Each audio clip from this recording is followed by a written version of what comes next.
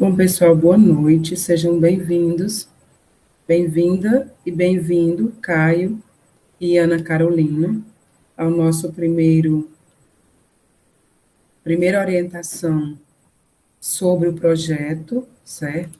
São as orientações sobre o Ceará Científico, e aí nós temos a incumbência de estar orientando vocês nesse momento, e aí eu gostaria de que vocês, se tiverem alguma dúvida, vocês podem fazer, tá bom? Então, nós vamos iniciar agora com algumas orientações a respeito do Ceará Científico. Professora orientadora, essa que vos fala. E o tema do nosso projeto, nossa temática é Economia na Agricultura Familiar na Comunidade de Monte Sião. E os alunos envolvidos, claro, vocês, Ana Carolina de Souza Jacinto e Caio Freitas de Siqueira. Vamos para a primeira indagação. O que é o Ceará Científico? Bom, pessoal, o Ceará Científico é um itinerário científico anual da SEDUC e possui 3 etapas: a etapa escolar, a regional e a estadual. A etapa estadual, ela ocorre em Fortaleza e reúne os projetos escolares destaques de toda a rede pública estadual, distribuídos em 8 categorias e em um total de 184 equipes de mais de 750 participantes. Observe que esse ano acontecerá de forma virtual, viu? Mas o que é mesmo o artigo científico? Né? O que é um artigo científico?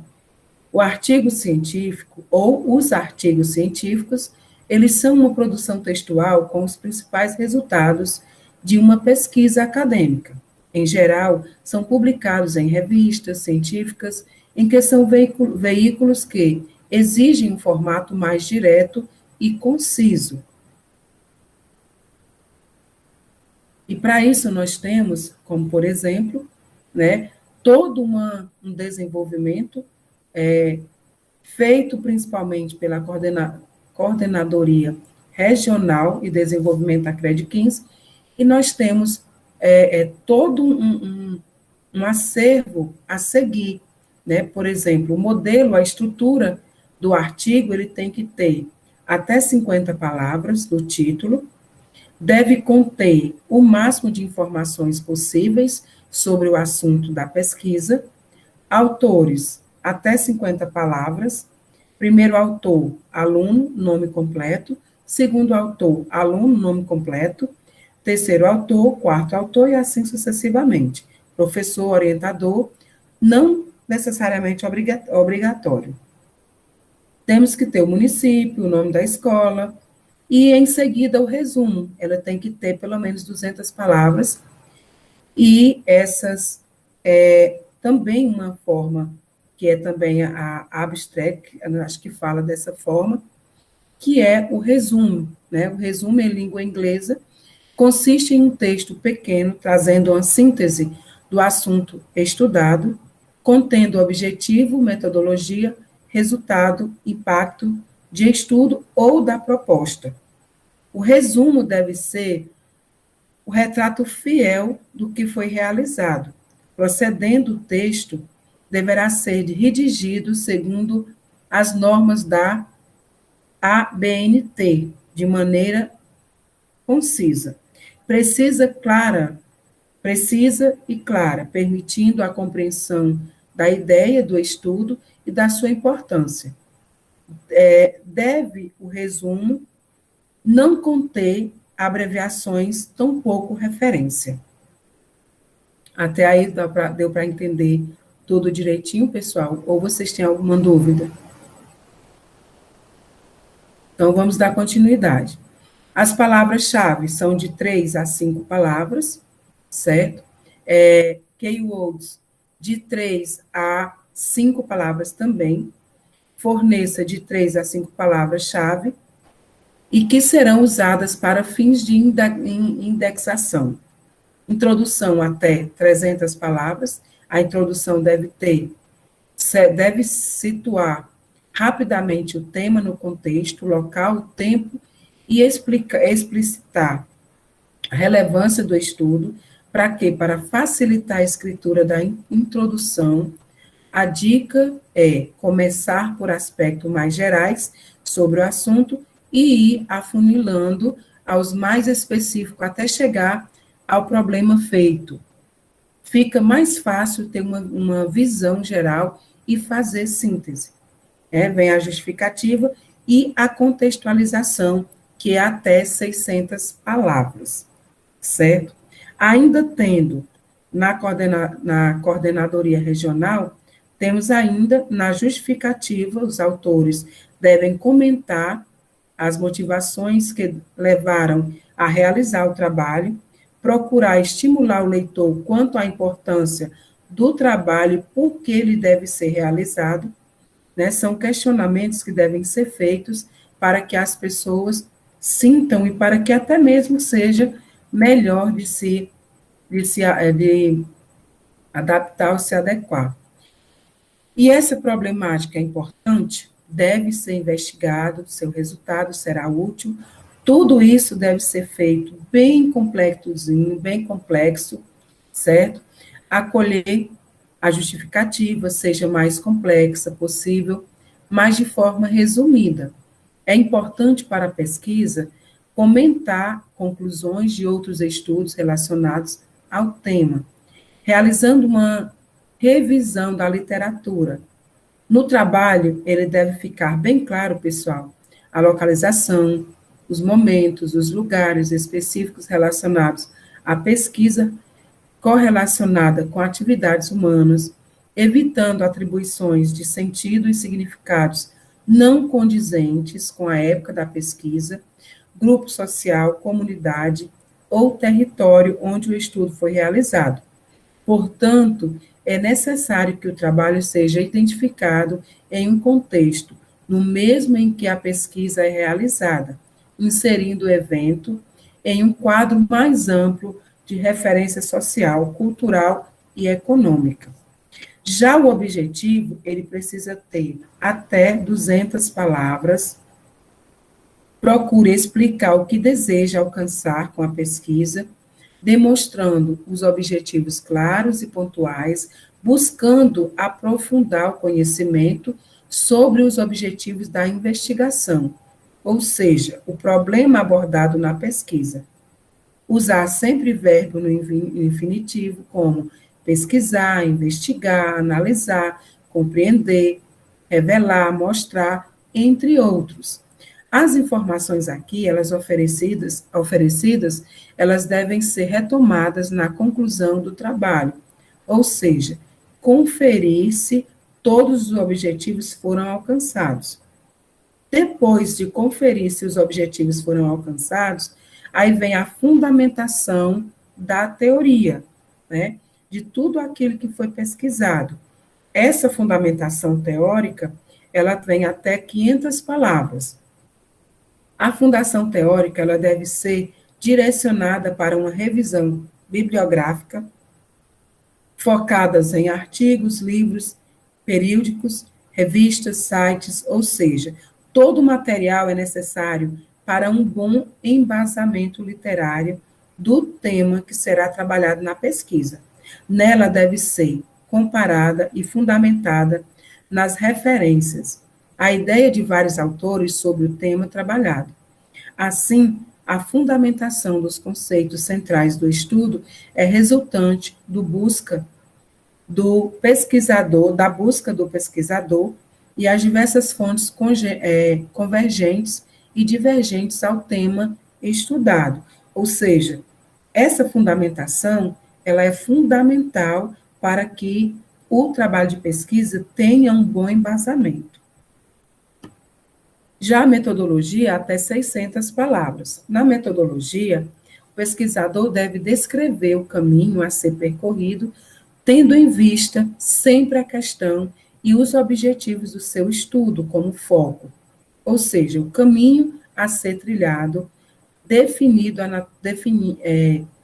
definindo a natureza, o tipo de estudo, descrevendo como dados serão coletados e explicando as formas de análise a ser realizada.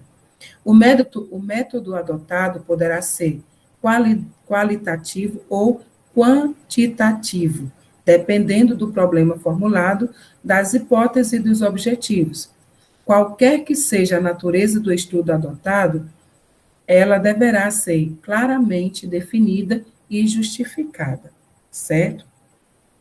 A metodologia também diz respeito ao caminho que se deve ser percorrido na pesquisa, na pesquisa que está sendo desenvolvida, expressando assim de que forma será obtido e organizado os dados coletados. Opa, voltando bem aqui. Já a análise e discussão dos resultados são até 700 palavras, e nesse momento deve ser feita a análise de interpretação dos dados que serão apresentados na forma de tabelas, gráficos ou categorias, dependente do tipo de pesquisa realizada. Ou seja, será o resultado daquilo que nós tivemos com toda a pesquisa, né? A conclusão através de dados, através de tabelas, de gráficos, depende muito do tipo de pesquisa que nós fizemos, né? Se a gente preferiu gráficos ou não, e assim sucessivamente. Na análise, a discussão dos resultados, ela é indispensável se reportar a fundamentação teórica, pois a discussão será fundamentada no discurso existente na literatura e na existência do pesquisador.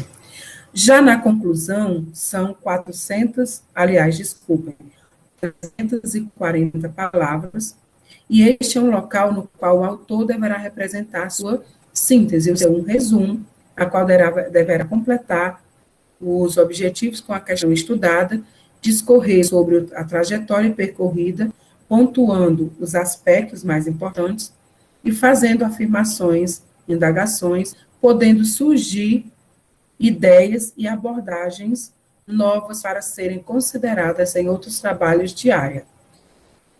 A última fase do planejamento é a organização da pesquisa, na qual é apresentada numa síntese de estudo, mantendo sintonia com o objetivo, hipótese e com os problemas estudados. Nessa etapa, deve ser registrado as dificuldades encontradas no desenvolvimento do estudo, bem como a indicação de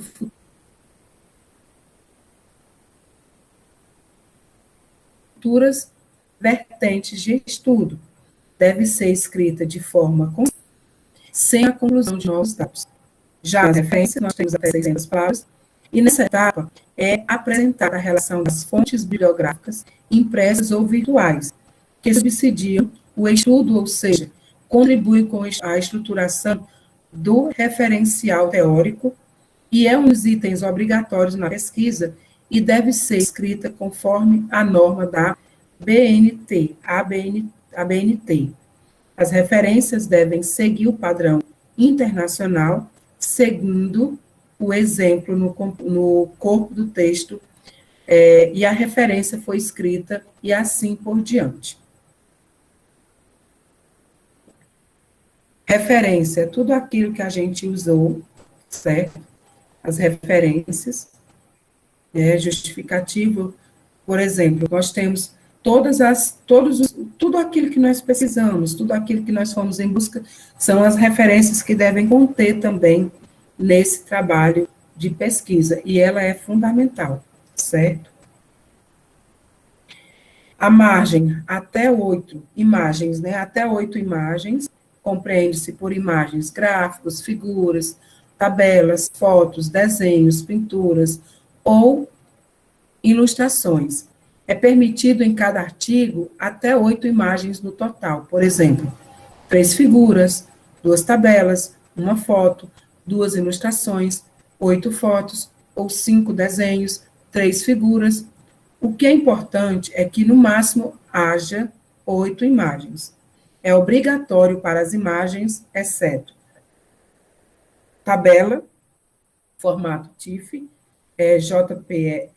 JPEG ou PNG com pelo menos 30, acho que é megabyte, e de boa qualidade visual, viu, pessoal? Precisa ter ter um bom senso, né? Usar as melhores imagens. E aí vem os critérios de avaliação, a descrição dos critérios de avaliação. Primeiro, o critério a criatividade e inovação, depois vem o conhecimento científico fundamentado e contextualizado, ou seja, o conhecimento adquirido por vocês que desenvolveram o projeto, e a metodologia. Então, é assim, 20% a criatividade, 25% conhecimento científico e fundamentação contextualizado, 25% de metodologia científica, depois tem 15% clareza e objetividade, 15% ortografia e estilo formal, e assim sucessivamente. Então, a partir desse momento, a partir de agora, daremos início à fase de digitação do artigo científico para o Ceará Científico. Tá certo, pessoal?